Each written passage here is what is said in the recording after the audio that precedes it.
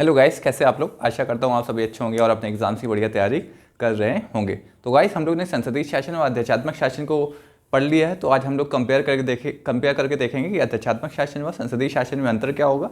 तो जो विद्यार्थी इस चैनल से नए जुड़े तो उनसे रिक्वेस्ट है कि इस चैनल को सब्सक्राइब कर लीजिए और अपने दोस्तों के साथ जरूर शेयर करिए। तो आज हम लोग देखते हैं कि संसदीय शासन व आध्यात्मिक शासन में अंतर क्या होता है। तो आज देख लेते हैं हम लोग संसदीय शासन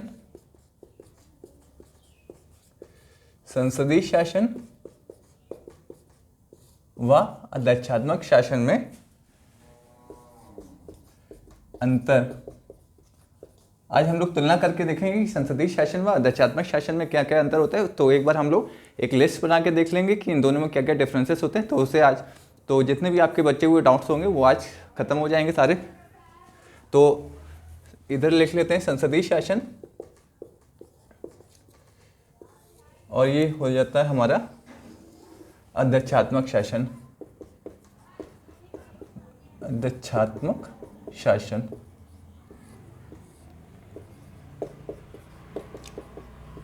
तो गाइस, ये एक डिफरेंस है जो मेंस के हिसाब से बहुत इंपॉर्टेंट है, क्योंकि आप जब भी आप इस टॉपिक से रिलेटेड मेंस में आंसर लिखने को होगा तो आप लोग को आराम से लिख लेंगे अगर आप लोग को ये डिफरेंसेस पता होंगे। तो पहला डिफरेंस क्या होता है कि शक्ति का केंद्र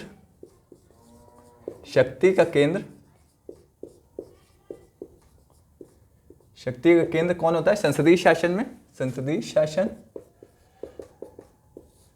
इसमें शक्ति का केंद्र होता है संसद। तो आध्यात्मिक शासन में शक्ति का केंद्र कौन होता है। शक्ति का केंद्र राष्ट्रपति होता है। तो ये बेसिक सा डिफरेंस है कि संसदीय शासन व आध्यात्मिक शासन में पहला अंतर क्या होता है कि संसदीय शासन में जो भी शक्ति का केंद्र होता है वो हमारी संसद होती है, और जब आध्यात्मिक शासन में जो शक्ति का केंद्र होता है वो राष्ट्रपति होता है। तो ये पहला बेसिक सा डिफरेंस है जो हम लोगों ने बहुत बार पढ़े हैं। तो पहला ये डिफरेंस हो गया। दूसरा ये होता है कि संसदीय शासन में शक्तियों का सम्मिलन होता है। शक्तियों का सम्मिलन होता है। और इधर क्या होता है, शक्तियों का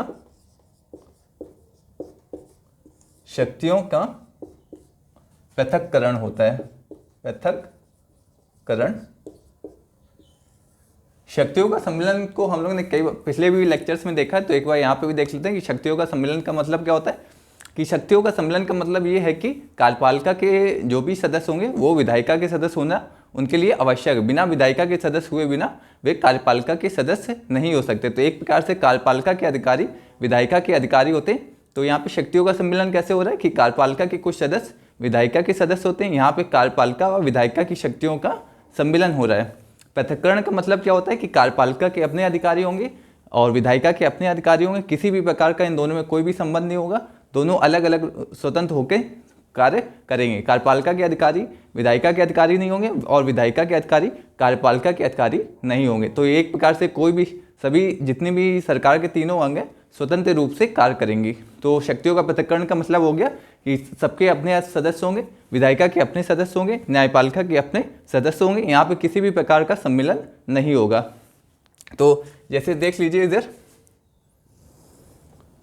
संसदीय शासन में क्या होता है कि कार्यपालिका विधायिका न्यायपालिका। तो संसदीय शासन में क्या होता है, कार्यपालिका के सभी सदस्य विधायिका के सदस्य होते हैं, जबकि आध्यात्मिक शासन में क्या होता है। आध्यात्मिक शासन में क्या होगा कि कार्यपालिका के सदस्य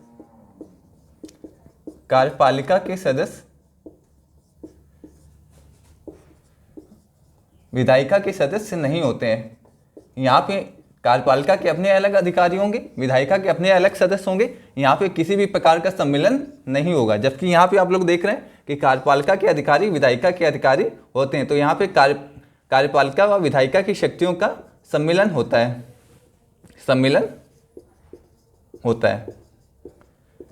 यहाँ पे कार्यपालिका व विधायिका की शक्तियों का सम्मिलन होता है। कहाँ पे होता है? संसदीय शासन प्रणाली में। और अध्यक्षात्मक शासन प्रणाली में किसी भी प्रकार का सम्मिलन नहीं होता है। कार्यपालिका के अपने अधिकारी होते हैं, विधायिका के अपने अधिकारी होते हैं और सभी संस्थाएं स्वतंत्र रूप से कार्य करती हैं। तो ये हो गया सेकंड पॉइंट। तो इसे भी आप लोग डायग्राम बना के नोट कर सकते हैं। थर्ड पॉइंट पे आते हैं गाइस।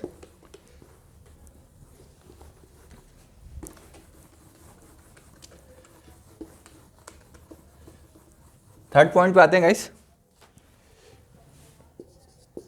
कार्यपालिका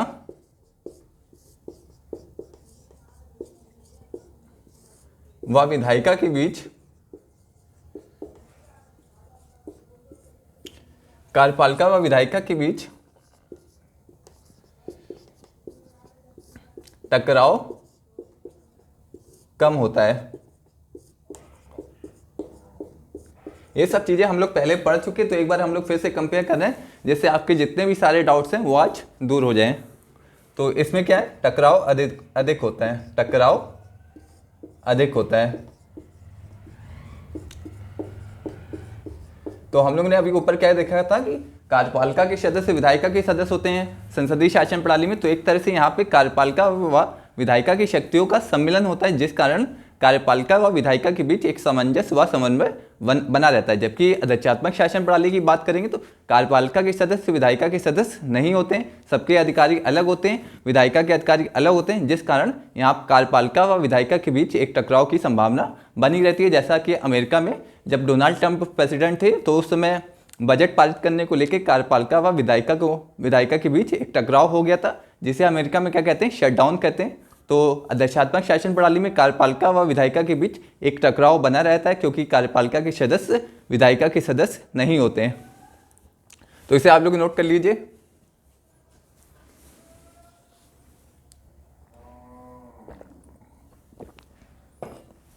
तो ये तीसरा पॉइंट हो गया।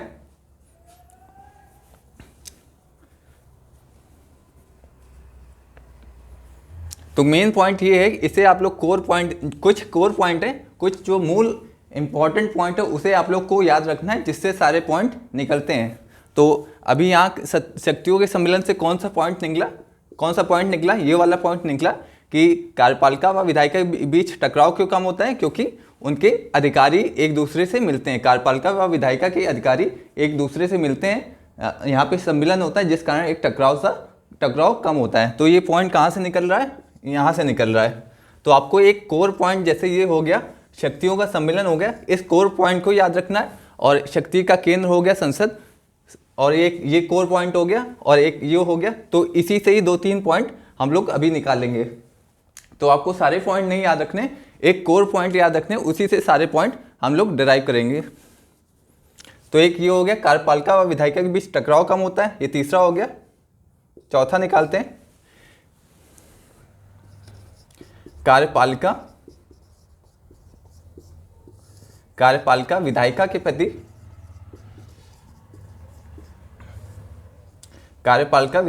प्रति उत्तरदायी होती है। हम लोग ने संसदीय शासन प्रणाली में देखा था कि कार्यपालिका का निर्माण कहाँ से हो रहा था? विधायिका से हो रहा था। कार्यपालिका अगर है तो उसे विधायिका का सदस्य होना आवश्यक है, इसलिए कार्यपालिका का निर्माण कहाँ से होता है? विधायिका से होता है, जिस कारण कार्यपालिका विधायिका के प्रति उत्तरदायी होती है। इसे आप लोग देख लीजिए। एक कार्यपालिका है, एक कार्यपालिका हो गई, ये विधायिका हो गई। तो जो भी कार्यपालिका के सदस्य हैं उन्हें विधायिका का सदस्य होना आवश्यक है। ये हो गई विधायिका। बिना विधायिका के सदस्य हुए बिना कोई भी कार्यपालिका का सदस्य नहीं बन सकता, उसे विधायिका का सदस्य होना जरूरी है। इस प्रकार कार्यपालिका का निर्माण कहाँ से होता है? विधायिका से होता है। तो कार्यपालिका का निर्माण कहाँ से हो रहा है? विधायिका से हो रहा है, इसलिए कार्यपालिका विधायिका के प्रति उत्तरदायी होती है। तो आप लोग को समझ में आ गया होगा कि कार्यपालिका का निर्माण कैसे होता है? विधायिका से होता है, इसलिए कार्यपालिका विधायिका के प्रति उत्तरदायी होती है। उत्तरदायी होने का मतलब क्या है कि विधायिका कभी भी अविश्वास प्रस्ताव लाके कार्यपालिका को शासन से हटा सकती है। तो आपको अंतर स्पष्ट रूप से समझ में आना चाहिए। अब जबकि अध्यक्षात्मक शासन में क्या होता है कि कार्यपालिका विधायिका के प्रति कार्यपालिका विधायिका के प्रति कार्यपालिका जनता के प्रति उत्तरदायी होती है। तो अध्यक्षात्मक शासन में क्या होता है कि कार्यपालिका जनता के प्रति उत्तरदायी होती है। विधायिका द्वारा अविश्वास प्रस्ताव लाकर कार्यपालिका को शासन से हटाया नहीं जा सकता। क्यों नहीं हटाया जा सकता है? क्योंकि कार्यपालिका का निर्माण विधायिका से नहीं हो रहा है। कार्यपालिका का निर्माण एक जनता द्वारा होता है और उसे जनता द्वारा ही 4 वर्ष के अंतराल पे हटाया जा सकता है। जैसे अभी अमेरिका की बात करें तो वहाँ प्रत्येक 4 वर्ष में चुनाव होता है, तो वहाँ विधायिका द्वारा कार्यपालिका को शासन से अविश्वास प्रस्ताव लाकर नहीं हटाया जा सकता। वहाँ सिर्फ 4 वर्षों में चुनाव होगा, तो जनता द्वारा उन्हें शासन से हटाया जाएगा और किसी नए शासन को लाया जाएगा। तो जो अध्यक्षात्मक शासन में होता है कि कार्यपालिका जनता के प्रति उत्तरदायी होती है, विधायिका के प्रति उत्तरदायी नहीं होती है। क्यों नहीं होती? क्योंकि कार्यपालिका का निर्माण विधायिका के द्वारा नहीं होता है। जबकि संसदीय शासन की प्रणाली की बात करेंगे तो कार्यपालिका का निर्माण कहाँ से हो रहा है? विधायिका से हो रहा है। बिना विधायिका के सदस्य हुए बिना कोई भी कार्यपालिका का सदस्य नहीं हो सकता है। और कार्यपालिका में कौन कौन आता है गाइस? कार्यपालिका में आते हैं हमारे प्रधानमंत्री, मंत्रिपरिषद, राष्ट्रपति, अटॉर्नी जनरल, ये सभी हमारे कार्यपालिका के सदस्य होते हैं।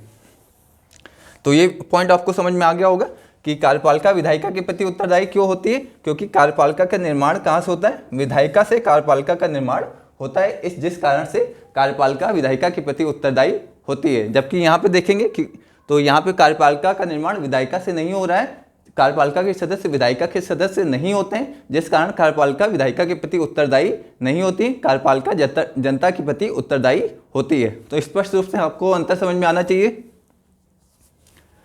तो ये हो गए 4 इंपॉर्टेंट पॉइंट। 5वें पे आते हैं गाइस।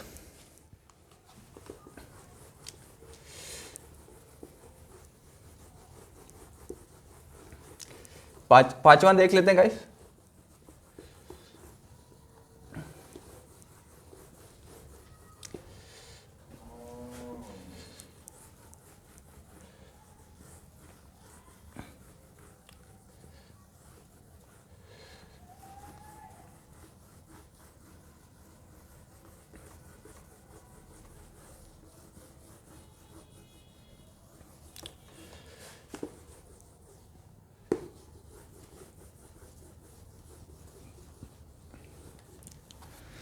तो 5वां पॉइंट देख लेते हैं गाइस।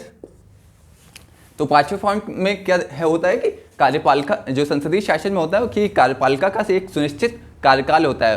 कार्यपालिका के कार्यकाल होता है वो सुनिश्चित नहीं होता है। विधायिका द्वारा कभी भी शासन से उन्हें अविश्वास प्रस्ताव लाके हटाया जा सकता है। संसदीय शासन में ऐसा होता है। जबकि अध्यक्षात्मक शासन की बात करें तो एक कार्यपालिका का एक सुनिश्चित कार्यकाल होता है 4 वर्ष का। इससे पहले विधायिका के द्वारा उन्हें शासन से नहीं हटाया जा सकता है। तो कार्यपाल की जो संसदीय शासन में हो गया कि एक कार्यपालिका का एक सुनिश्चित कार्यकाल नहीं होता है। जबकि अध्यक्षात्मक शासन की बात करें तो कार्यपालिका का एक सुनिश्चित कार्यकाल होता है। तो इसे देख लेते हैं। कार्यपालिका का एक निश्चित कार्यकाल नहीं होता है। जबकि यहां बात करें तो कार्यपालिका का एक सुनिश्चित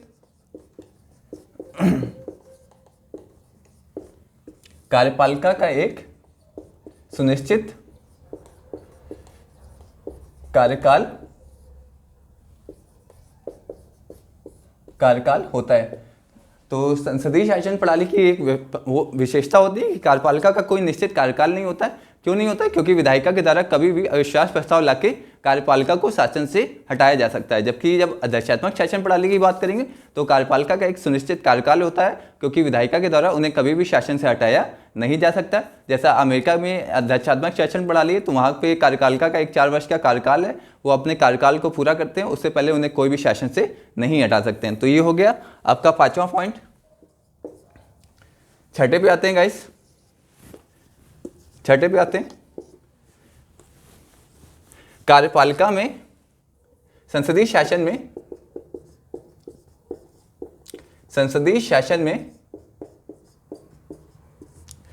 संसदीय शासन में दो प्रमुख होते हैं। संसदीय शासन में दो प्रमुख होते हैं, एक संवैधानिक प्रमुख, एक वास्तविक प्रमुख।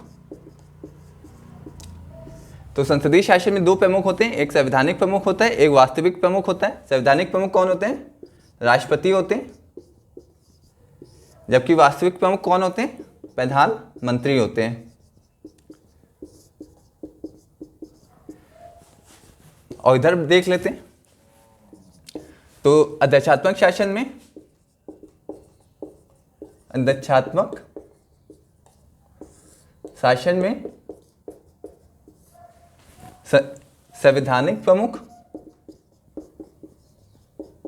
संवैधानिक प्रमुख और वास्तविक प्रमुख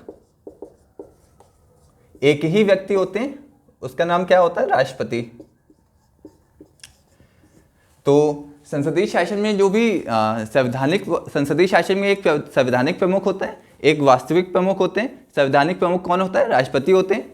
जबकि जो वास्तविक प्रमुख होगा उसे प्रधानमंत्री कहते हैं। तो संसदीय शासन में एक संवैधानिक प्रमुख होता है, एक वास्तविक प्रमुख होता है। जबकि अध्यक्षात्मक शासन की बात करें तो वहाँ पे एक संवैधानिक प्रमुख होगा, वहाँ पे कोई संवैधानिक और वास्तविक प्रमुख अलग अलग नहीं होंगे। राष्ट्रपति को ही संवैधानिक प्रमुख कहते हैं और राष्ट्रपति को ही वास्तविक प्रमुख कहते हैं।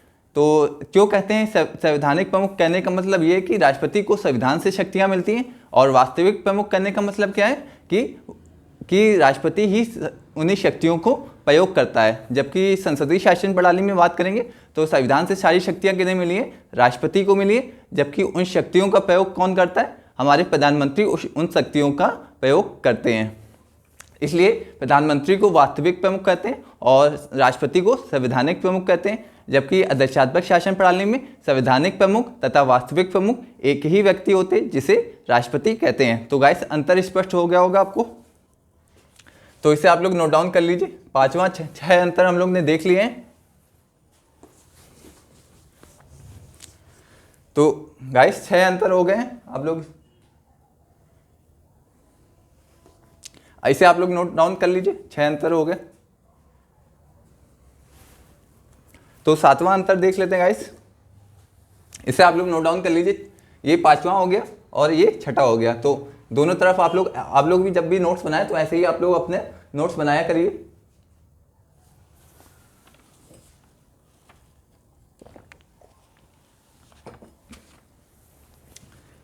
तो 7वें पॉइंट पे आते हैं गाइस। सरकार की शक्ति कैबिनेट में निहित होती है।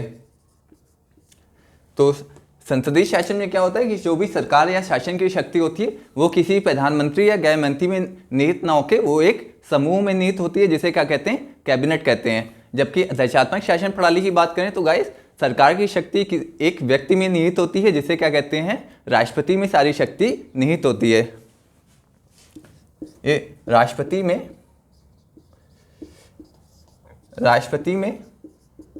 सारी शक्ति निहित होती है। सारी शक्ति निहित होती है। तो गाइस संसदीय शासन में किसका शासन होता है? कैबिनेट का शासन होता है। जबकि अध्यक्षात्मक शासन में किसका शासन होता है? राष्ट्रपति का शासन होता है। सारी शक्तियों का केंद्र कौन होता है? अध्यक्षात्मक शासन में राष्ट्रपति होता है। जबकि संसदीय शासन में सरकार की सारी शक्तियां किसमें निहित होती है? एक कैबिनेट में निहित होती है, जिस कारण एक संसदीय शासन को कैबिनेट शासन भी कहते हैं। तो गाइस आज के बाद आपके जो भी संसदीय शासन व अध्यक्षात्मक शासन में जो भी डाउट होगा, जो डाउट बचे हुए होंगे, तो वो आज आपके डाउट दूर हो जाएंगे।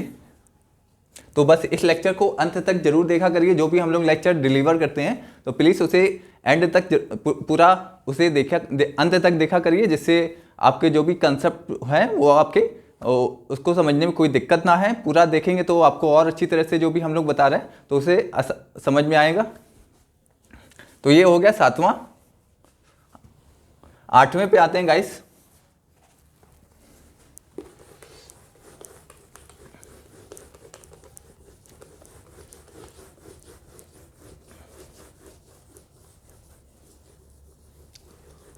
8वां अंतर देख लेते गाइस। कैबिनेट कैबिनेट के सदस्यों में कैबिनेट के सदस्यों में विशेषज्ञता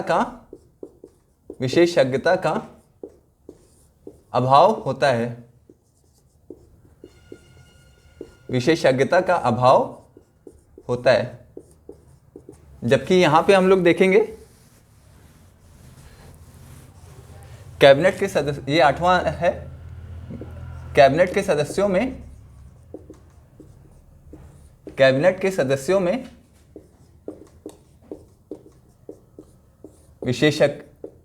विशेषज्ञता होती है। विशेषज्ञता होती है। तो गाइस, जो भी संसदीय शासन प्रणाली होती है, तो इसकी एक कमी होती है कि संसदीय शासन प्रणाली में जो कैबिनेट के सदस्य होते हैं उनमें किसी भी प्रकार की विशेषज्ञता नहीं होती। उन्हें तकनीक संचार के मामलों में कोई उन्हें विशेष जानकारी नहीं होती। इसलिए जो भी संसदीय शासन प्रणाली में जो भी संसद के सदस्य होते हैं उनमें विशेषज्ञता का अभाव होता है। हम लोग ने पहले भी डिस्कस किया है कि उन्हें ज़्यादा तकनीक का ज्ञान नहीं होता, उन्हें संचार का ज़्यादा ज्ञान नहीं होता। तो वर्तमान युग किसका है? संचार का युग है, तकनीक का युग है। जबकि हमारे सांसदों को इस बारे में कोई भी ज़्यादा जानकारी नहीं होती है। जबकि आप अध्यक्षात्मक शासन प्रणाली की बात करेंगे तो वहाँ के जो भी कैबिनेट के सदस्य होते हैं वो एक विशेषज्ञ होते हैं, वो अपने क्षेत्र के माहिर होते हैं और उन्हीं सदस्यों को कैबिनेट में शामिल किया जाता है जो अपने अपने क्षेत्रों के विशेषज्ञ होते हैं। तो ये एक संसदीय शासन प्रणाली की एक कमी होती है कि जो भी कैबिनेट के सदस्य होंगे, जो भी मंत्रिपरिषद होगा, उनमें विशेषज्ञता का अभाव होता है, जिस कारण जो भी विधियों के निर्माण में एक दिक्कत उत्पन्न होती है।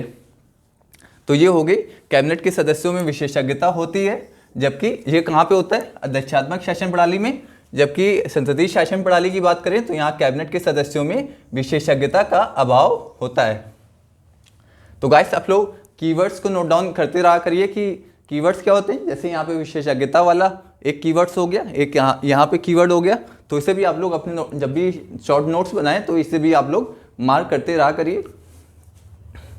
तो यहाँ पे कैबिनेट के सदस्यों में विशेषज्ञता का अभाव होता है, यहाँ पे विशेषज्ञता का अभाव नहीं होता है। तो गाइस, आज के बाद आपके कोई भी डाउट नहीं बचेंगे संसदीय शासन व अध्यक्षात्मक शासन में।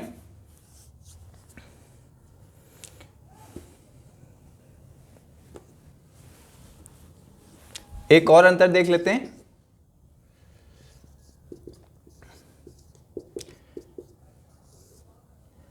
जो प्रधानमंत्री होता है, प्रधानमंत्री कैबिनेट के सदस्यों के समकक्ष होता है। जो प्रधानमंत्री होगा वो कैबिनेट के सदस्यों के समकक्ष होगा। जैसे इसे आप लोग एग्जांपल से देख लीजिए, ये हो गए कैबिनेट हमारी, इसमें हो गए ये पीएम होंगे, ये गृह मंत्री हो गए, गृह मंत्री, ये रक्षा मंत्री। तो जो भी पीएम होगा वो सभी मंत्रिपरिषद के सदस्यों के समकक्ष होगा। यानी पीएम जितने भी कैबिनेट के सदस्य हैं सभी के बराबर होगा, ना कोई सदस्य छोटा है ना कोई सदस्य बड़ा है। तो प्रधानमंत्री अमित शाह के बराबर है, प्रधानमंत्री जितने भी कैबिनेट के सदस्य हैं सभी सदस्यों के बराबर हैं, कोई भी ना तो बड़ा है ना कोई छोटा है। जबकि यहाँ पे क्या होता है, जबकि अध्यक्षात्मक शासन प्रणाली की बात करेंगे तो राष्ट्रपति, जो भी कैबिनेट के सदस्य होंगे वो सभी राष्ट्रपति के अधीन होकर कार्य करते हैं, कोई भी स्वतंत्र रूप से होकर कार्य नहीं करता है। जबकि संसदीय शासन प्रणाली में कैबिनेट के सदस्य स्वतंत्र रूप से कार्य करते हैं। तो यहाँ पे प्रधानमंत्री हो जाता है, सभी जितने भी कैबिनेट के सदस्य हैं सभी के समकक्ष होते हैं। जबकि अध्यक्षात्मक शासन प्रणाली की बात करेंगे तो वहाँ कैबिनेट के सदस्य राष्ट्रपति के अधीन होकर कार्य करते हैं। तो यहाँ पे कैबिनेट के सदस्यों और राष्ट्रपति के बीच समानता नहीं होती है, जबकि यहाँ पे कैबिनेट के सदस्य और प्रधानमंत्री के बीच एक समानता होती है। समानता होने का मतलब क्या है कि जो भी संसदीय शासन में प्रणाली में जितने भी मंत्रिपरिषद के सदस्य हैं वे सभी स्वतंत्र रूप से कार्य करते हैं। जबकि अध्यक्षात्मक शासन प्रणाली में मंत्रिपरिषद के सदस्य स्वतंत्र रूप से कार्य नहीं करते, वे राष्ट्रपति के निर्देश पे काम करते हैं।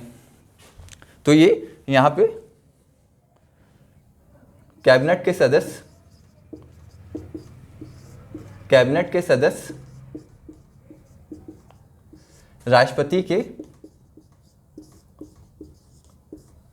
अधीन होते हैं,